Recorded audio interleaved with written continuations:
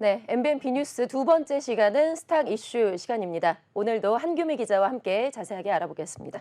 어서 오세요. 네, 안녕하세요. 네, 지난해 연간 영업이익이 1조 클럽에 든 증권사가 단 한 곳도 없는 것으로 나타났습니다.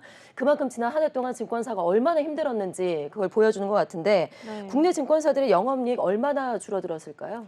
네, 우선 국내 주요 증권사 6곳의 영업이익이 전년 대비 40% 급감한 것으로 추정되고 있습니다. 네. 주식 거래 감소 등 영업 환경이 나빠지면서 일어난 현상인데요. 미래에셋증권, 메리츠증권 등 주요 증권사의 지난해 연간 영업이익은 4조 6,626억 원으로 추산됩니다. 지난해보다 40% 감소한 겁니다. 같은 기간 당기순이익도 3조 5,205억 원에 그쳐서 전년보다 46.2% 줄어든 것으로 예상됩니다. 네, 40%가 급감했다. 그러면 절반 가까이가 줄어든 셈인데, 자, 그렇다면 개별 증권사별로 영업이익의 감소폭이 가장 큰 곳은 어디였을까요? 네, 개별 증권사별로 영업이익을 살펴보면 미래에셋증권이 9,739억 원, 메리츠증권이 9,470억 원, 그리고 한국금융지주는 8,583억 원입니다. 그리고 이어서 삼성증권과 키움증권, NH투자증권 순이었는데요. NH투자증권은 5,072억 원으로 감소폭이 가장 컸습니다. 60.8%의 감소폭을 보인 겁니다. 네. 아무래도 뭐 영업 환경이 나빠지면서 이런 현상이 나온 건데, 이렇게까지 상황이 나빠진 그 배경은 뭘로 짚어볼 수 있을까요? 네, 바로 금리 인상으로 안전자산이 뜨면서 이 주식시장은 하락했기 때문인데요. 네. 이 때문에 거래 대금이 감소하고 채권 금리는 상승했습니다. 채권 발행 부진 등으로 영업 환경이 악화됐는데요. 레고랜드 사태로 촉발된 단기 자금 시장 유동성 위기 영향도 있습니다. 이 가운데 지난해 증권업종은 29% 하락했는데요. 코스피가 24.9% 빠진 것보다 약세를 보였습니다. 네. 지난 한 해 동안 정말 많이 힘들었는데, 글쎄, 올해 전망은 좀 나아질 수 있을까요? 어떻게 나오고 있을까요? 네, 우선은 안타깝게도 지난해에 이어서 올해 전망도 밝지만은 않은데요. 네. 정태준 유안타증권 연구원은 지난해 말 배당락은 배당락 전일 기준 예상 배당률 수익률보다도 높았는데 이는 올해 실적에 대한 우려가 반영된 것으로 보인다고 말했습니다. 또 유동성과 경기 회복에 대한 기대감이 본격적으로 발생할 때까지 유의미한 주가 반등은 나타나기 힘들 것으로 예상한다고 설명했습니다. 강승건 KB증권 연구원에 따르면 올해 증권사 대부분은 수익원이 역성장할 것으로 예상되는데요. 트레이딩과 상품 손익은 지난해 낮은 기저로 인해 증가하겠지만 악화된 스프레드를 감안할 때 수익성은 과거에 비해 악화된 흐름이 지속될 것으로 전망됩니다. 또 강 연구원은 증권사 영업 수익성 회복에 시간이 좀 더 필요하겠다고 언급했습니다. 네, 알겠습니다. 자, 두 번째 이슈로 넘어가 보겠습니다. 자, 중소벤처기업부가 민간 모펀드 법인 출자자에게 최대 8%의 세액공제를 확대하는 방안을 검토 중이다라는 소식이 들려왔습니다. 자, 한 기자, 기존의 세액공제에 얼마나 추가가 되는 걸까요? 최대 8%의 이 세액공제는 기존 세액공제 비율 5%에 투자 증가분 3%를 추가하는 그런 방식입니다. 예를 들어서 내국법인이 민간 모펀드를 통해서 벤처기업에 200억 원을 투자하게 되면 10억 원의 세액공제를 받을 수 있습니다. 만약 직전 3년 평균 투자액이 100억 원이라면 증가분 100억 원에 대해 추가로 3억 원을 공제받는 겁니다. 이렇게 되면 총 세액공제는 13억 원입니다. 정부는 민간이 주도하는 벤처 투자 활성화를 위해 이런 방안을 내놨는데요. 지난 10일 서울 여의도 중소기업 중앙회에서 열린 2023년 창업 벤처혁신실 정책 설명회에서 이 해당 안에 대해서 이야기가 나왔습니다. 이와 관련해 이은청 중기부 벤처정책관은 기획재정부가 마련안하는 8%다.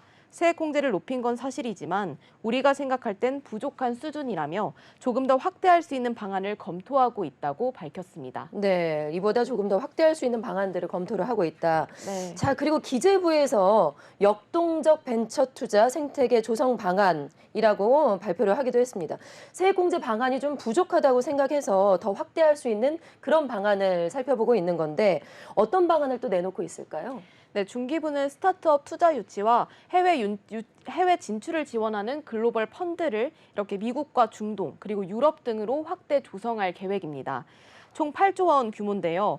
임정욱 중기부 창업벤처혁신실장은 펀드를 결성하기 위해 실무단이 곧 중동을 방문해 빠른 시일 내에 협의하고 펀드를 결성할 예정이라고 언급했습니다.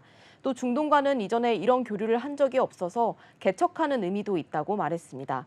이어서 임 실장은 업무 협약을 한다 해도 펀드의 성격 자체가 모태 펀드를 통해 출자한 다음 매칭이 돼서 펀드 규모가 돼야 결성된다며 길면 1년 이상도 걸릴 수 있다고 했습니다. 네, 그 중기부가 스타트업과 교류도 협의를 하고 있다라고 말씀을 하셨는데 이 내용도 좀 자세하게 설명을 해주시죠. 네, 중기부는 올해 스타트업과 글로벌 유니콘 육성, 또 벤처기업에 대한 규제 완화 방안 등을 추진하고 있습니다. 글로벌 혁신특구를 조성하고 해외 창업 기업들의 인바운드 기술 창업 지원도 확대할 예정입니다. 임정욱 중기부 창업벤처혁신실장에 따르면 해외 인재들이 국내에서 창업을 할 수 있도록 도와주는 여러 방안들을 검토하고 있다고 밝혔습니다. 또 글로벌 펀드를 통해서 한국 스타트업에 더 많은 투자가 이루어질 수 있는 방안도 살펴보고 있다며 규제 걸림돌을 제거하는 차원에서는 글로벌 혁신특구를 준비하고 있다고 밝혔습니다. 네, 중기부가 민간 주도의 벤처 투자 활성화를 위해서 여러 가지 고민들을 하고 있는 그런 모습인데, 네. 자, 인바운드 기술 창업과 관련해서 아직 좀 어려움이 상당히 많은 것 같습니다. 어떨까요? 네, 우선은 이 비자를 받는 게 어렵다는 것과 또 영업에 대한 자료가 많지 않다는 점, 그리고 원스톱 센터 같은 커뮤니티의 부재가 문제로 꼽히고 있습니다. 네. 그래서 중기부는 이런 부분을 우선순위로 놓고 민간 모펀드 활성화를 진행하겠다는 그런 방침입니다. 박용순 중기부 창업정책관은 올해 상반기 가장 중요한 과제가 인바운드 규제들을 검토하는 것이라고 했는데요. 해외 창업 기업을 소개할 수 있는 자리를 만들기 위해 구체적인 방안을 고민하고 있다고 밝혔습니다. 아직 구체적인 대안이 나온 건 아니지만 중기부에서 문제를 인지하고 해결책을 고민하고 있습니다. 네, 알겠습니다. 자, 세 번째 이슈 짚어보겠습니다. 자, 이탈리아 헬스케어 펀드를 주도적으로 판매해서 피해자들에게 투자금 1,528억 원을 손해를 입힌 사건이 있었었죠. 국외로 당시 도주를 했었던 하나은행의 전 직원이 이번에 재판에 넘겨졌습니다. 한 기자, 해당 직원은 어떤 혐의를 지금 받고 있는 거죠? 네, 11일 법조계에 따르면 우선은 서울 남부지검 금융조서 2부는 10일 신모 전 하나은행 차장을 자본시장법 위반 혐의 그리고 사기 등의 혐의로 구속 기소했습니다. 신 전 차장은 2017년 10월부터 2019년 9월까지 하나은행 투자상품부에서 근무를 했는데요.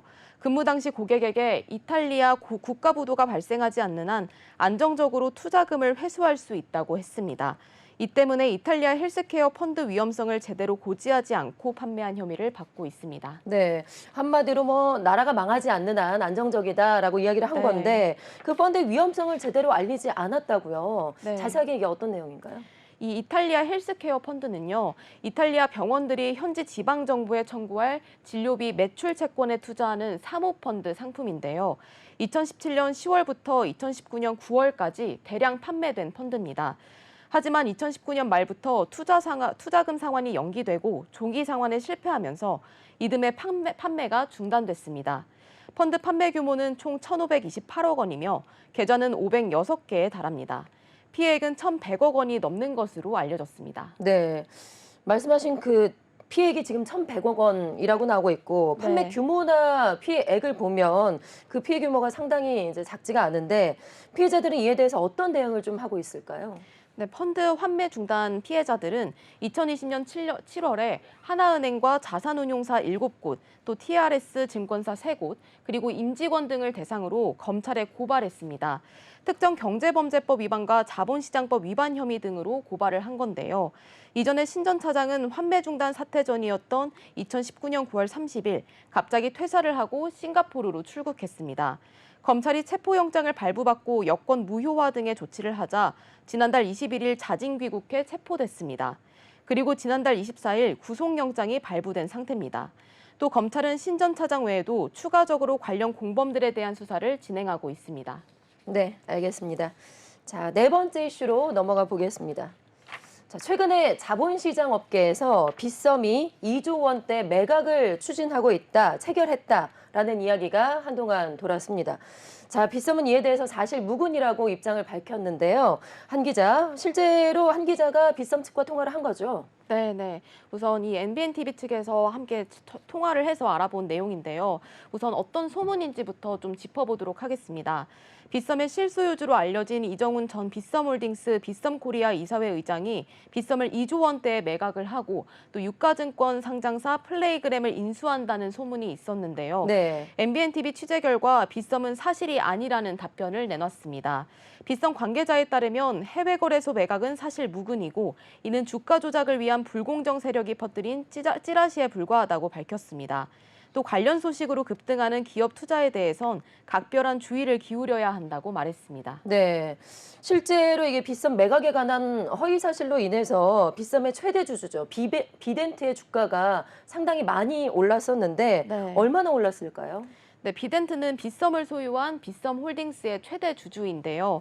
10일 오후 2시 19분을 기준으로 비덴트는 전 거래일보다 975원 오른 4,465원에 거래됐습니다. 장 초반에는 3,675원으로 큰 변동이 없는 모습을 보였는데요. 오전 10시부터 빗썸 2조 원대 매각 허위 사실이 자본시장에 돌면서 주가는 가파르게 오르기 시작했습니다. 이 영향으로 장중 한때 전거래일보다 23.3% 오른 4,525원까지 거래되기도 했습니다. 네, 23%까지 올랐었군요. 네.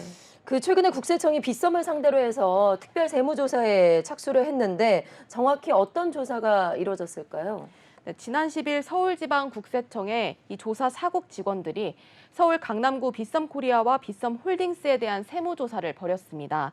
조사 사국은 정기 세무조사가 아닌 비정기 특별 세무조사를 전담하는 곳인데요. 여기서는 별도 계획에 따라 탈세 정보를 수집하고 조사해 처분합니다. 앞서 국세청은 지난해 12월부터 빗썸홀딩스의 주요 주주사였던 비덴트와 인바이오젠 등에 대한 특별 세무조사도 착수했습니다. 빗썸 지배구조상 상위법인부터 순차적으로 세무조사를 하고 있는 겁니다. 지난 10일 현장 조사를 통해서는 최근 몇 년간 빗썸의 디지털 자산 거래 관련 자료를 확보하고 또 강도 높은 세무조사를 벌였던 것으로 이렇게 전해지고 있습니다. 네, 빗썸뿐만 아니라 비덴트와 인바이오젠까지 네. 특별 세무조사가 이루어진 거죠. 자, 국세청에서 이렇게 강도 높은 세무조사를 하는 이유가 뭘까요? 빗썸은 2020년 이후에 이 디지털 자산 거래 증가로 거액의 수수료를 벌어들이는 등 매출이 급격하게 이렇게 올랐는데요. 이에 따라 관련 회계 처리를 적법하게 진행하고 또 세금을 제대로 납부했는지 이에 대해서 조사 중인 것으로 보입니다. 빗썸 관계자에 따르면 국세청 조사에 성실히 응하고 있는 만큼 빗썸에 대한 매각은 현재 전혀 고려 대상이 아니라고 언급했습니다. 또 최근 FTX 파산 사건으로 인해 해외 거래소에 대한 매각도 사실상 물 건너갈 확률이 높다고 밝혔습니다. 네, 알겠습니다. 자, 5번째 이슈 짚어보겠습니다. 자, 서울 남산의 한가운데 있는 5성급 호텔, 그랜드 하얏트 호텔의 매각이 무산됐습니다. 한 기자, 부영그룹이 KH필룩스 그룹으로부터 인수를 하려고 했는데 결국에는 매각이 무산이 됐습니다. 이유가 뭘까요? 네, 10일 호텔 관계자에 따르면 미국 하얏트 본사가 부영그룹의 인수를 거절했는데요. 지난 2020년 이중근 부영 회장의 실형 전과 때문입니다. 사실상 부영그룹이 그랜드 하얏트 서울 호텔을 인수하는 건 무산됐다고 전했습니다. 네, 그랜드 하얏트 서울 매각은 사실 원래 KH필룩스 그룹에서 주도를 했었는데 부영이 인수자로 어느 순간 나타났습니다. 네. 그 과정이 어떻게 될까요? 네, 실제로 KH필룩스는 작년부터 그랜드 하얏트 서울을 매각하려고 이렇게 추진을 해왔는데요.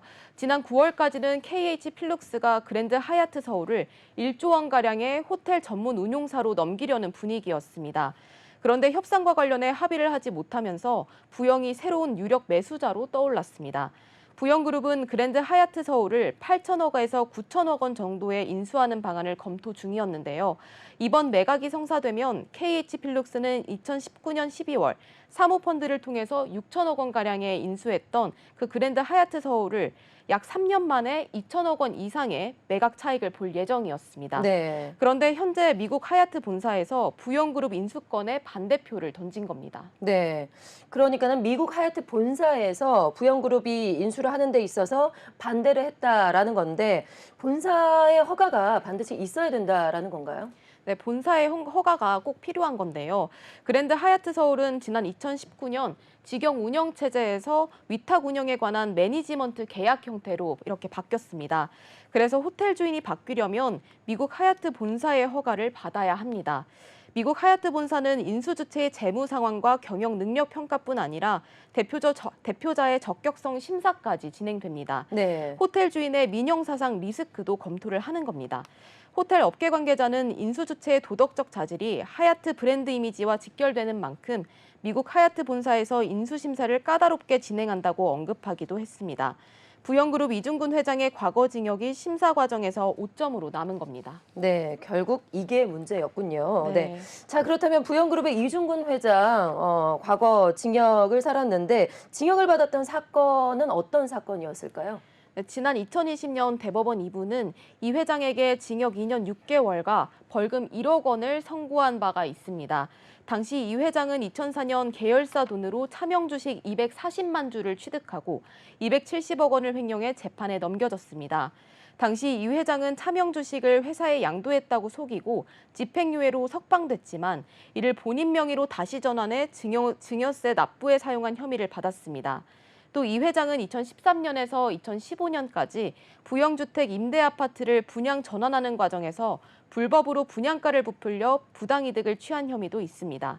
이 밖에도 법인세 36억 2천만 원을 포탈하고 조카 회사에 90억 원 상당의 일감을 몰아주는 등 여러 혐의를 받아왔습니다. 네.